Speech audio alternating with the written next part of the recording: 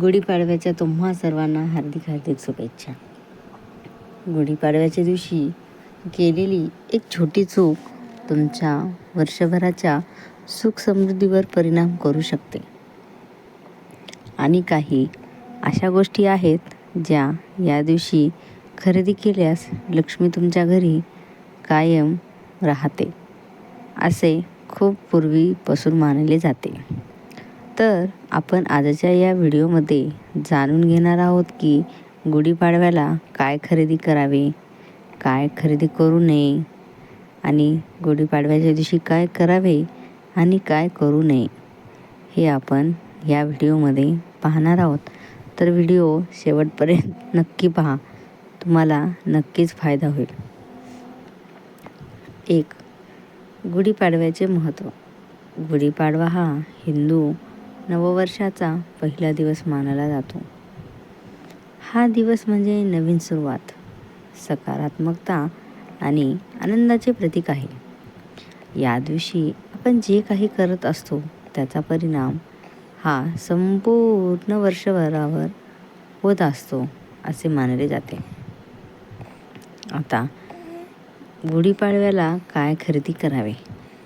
सोने आणि चांदी. गुढीपाडव्याला सोने किंवा चांदी खरेदी करणे अत्यंत शुभ मानले जाते. पण सध्या पाहिलं तर सोन्याचे आणि चांदीचे भावे आभाळाला टेकले आहेत.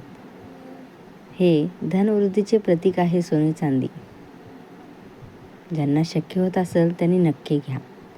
2. नवीन कपडे. नवीन कपडे म्हणजे नवीन सुरुवात. आता पिवळा, लाल, केशरी रंग हे विशेष शुभ मानले जातात. या रंगाचे कपडे घेतले तर खूप फायदा. 3. पूजेचे साहित्य. आता गुढीपाडव्याला काय काय लागते ते पाहूया. हळद, कुंकू, अगरबत्ती, फुले, कडुलिंब, आंब्याची पाने हे साहित्य खरेदी करणे आवश्यक आहे. मेन म्हणजे नवीन पंचांग. नवीन वर्षाचे पंचांग घरात आणल्याने शुभ अशुभ वेळांची आपल्याला माहिती मिळत असते. त्यामुळे नवीन पंचांग नक्कीच घ्यावे. 5. तांदूळ आणि धान्य. या दिवशी धान्य खरेदी केल्याने घरात अन्नसंपन्नता वाढते आणि अन्नपूर्णाची देवीची आपल्यावर कृपा असते. 6. तांब्याचे किंवा स्टीलची भांडी. नवीन भांडी खरेदी करणे खूप शुभ मानले जाते. तुम्ही काही खरेदी करू शकता. 7. देवांचे फोटो किंवा मूर्ती घरात सकारात्मकता ऊर्जा वाढवत असते. 8. झाडे म्हणजे कोणते? तुळस किंवा मनी प्लांट. हे झाडे घरात शांती आणि समृद्धी येते. 9. सजावटीच्या वस्तू म्हणजे कोणत्या? रांगोळी, तोरण, दिवे. घर सुंदर दिसते आणि ऊर्जा वाढते. 10. छोटं सोनं किंवा चांदीचं नाणं. मोठं शक्य नसेल तरी छोटं नाणं खूप शुभ असतं. आता आपण पाहूया की गुढीपाडव्याला काय खरेदी करू नये. गुढीपाडव्याच्या दिवशी काळ्या रंगाच्या वस्तू अशुभ मानले जातात. त्यामुळे काळ्या रंगाचं काहीही खरेदी करू नये. तुटलेले किंवा जुन्या वस्तू ह्या नकारात्मक ऊर्जा वाढवत असतात. त्यामुळे ते पण खरेदी करणे टाळावे. धारदार वस्तू, चाकू, कात्री हे पण टाळावे. उधारीवर खरेदी म्हणजे कसं? कर्ज घेऊन खरेदी करणं हे टाळावे. काचेच्या वस्तू तुटण्याची शक्यता असते, अशाने अशुभ मानले जाते. 6. अनावश्यक वस्तू फक्त गरजेचंच घ्या. आता आपण पाहूया की गुढीपाडव्याच्या दिवशी काय करू नये.